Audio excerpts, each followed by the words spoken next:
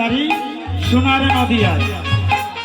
তো মহাপ্রভু যখন গোলক থেকে নদিয়ায় গাড়ি নিয়ে আসবে, মনে মনে ভাবছে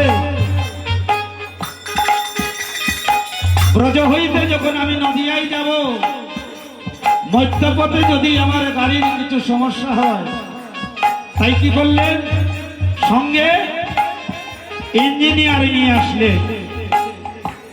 ইঞ্জিনিয়ারকে বলছে যে আমার গৌরাঙ্গ ঠাকুর অদ্বৈত প্রভু,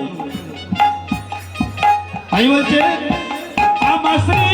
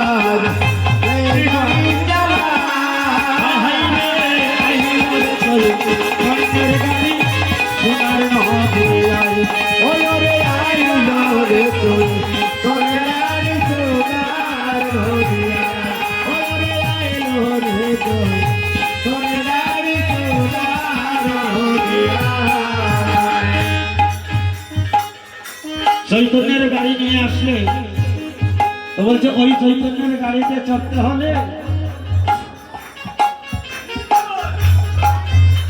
বলছে ধনী মানি জ্ঞানী গুণী